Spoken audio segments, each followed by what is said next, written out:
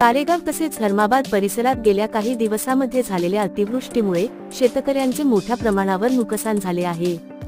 हाताला आलेले पीक पूर्णतः उद्ध्वस्त झाले असून शेतकरी आर्थिक संकटात सापडले आहेत। अद्यापपर्यंत तरी शासनाकडून कसल्याही प्रकारची मदत जाहीर झाली नाही।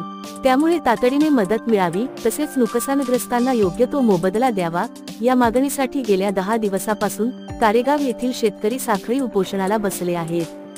शेतकऱ्यांच्या या आंदोलनामुळे परिसरात तणावपूर्ण वातावरण निर्माण झाले असून प्रशासनावर तातडीने मदत जाहीर करण्यासाठी दबाव वाढला आहे।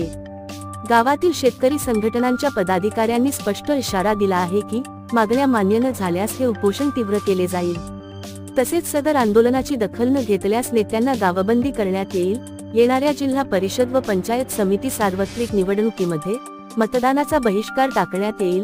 स्थानिक पातळीवरील बाजारपेठा कायमस्वरूपी बंद करण्यात येईल। गावालगतचे सर्व मार्ग रस्ते आंदोलन करून बंद करण्यात येईल असे आंदोलनग्रस्त शेतकऱ्यातर्फे सांगण्यात आले। नांदेड वार्तासाठी गिरमाजी सूर्यकार धर्माबाद। सर हो राम राम। बघायला काय माग हिंग बघा बघा हिंग सरकारला बघू द्या, थोडं बघू द्या, पाणी बघू द्या हिंग, आमच्या टोळ्या गावचं पाणी बघू द्या हिंग। आज 4 वेळ झाले आमच्या गावाला गंगा आली हिंग, अजून कोणता अधिकारी नाही, कोणता खासदार नाही, आमदार नाही आमच्या गावाला। बघा हिंग असे कशी झोपे घेत असतील हिंग आमदार खासदार। बघा हिंग आमच्या गावची अवस्था बघा हिंग, काय आमच्या चोळ्या गावचे कोणी काय पाप केले काय म्हणालो हिंग हिंग शेतकरी। बघा हिंग आमच्या गावची अवस्था, तिथं कारेगाव फाट्याला साखळी उपोषण आहे, तिथं बी कोणी यायला तयार नाही, इथं बी नाही। बघा हिंग बघा हिंग बघा 4थी बार झाली आमच्या गावाला गंगा आली। बघा खरं वाटलं काय आता हिंग बघा, त्या गंगाला जाग आली परी कोणत्या अधिकाऱ्याला जाग आला नाही, कोणत्या आमदारला नाही, कोणत्या खासदारला जाग आला नाही अजून। बघा हिंग आमच्या गावची अवस्था बघा हिंग, वाटलं काय खरं आता हिंग बघा चोळ्याच्या जवळ पाणी गेलंय।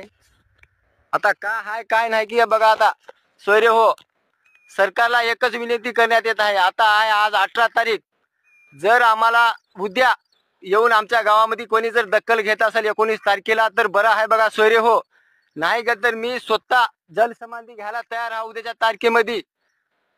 आता सरकारला एकच आहे आता लास्ट वॉर्निंग, जर उद्या 19 तारखेला आमच्या गावात आमदार साहेब येऊन आमची अवस्था बघाव, नाही का तर उद्या ठीक 11 वाजता मी पाण्यामध्ये जीव द्यायला तयार आहे। विचार करा आता सरकार, तुम्ही एकच विचार करा, तुम्हाला 1 दिवस चान्स दिलेला आहे मी बघा आता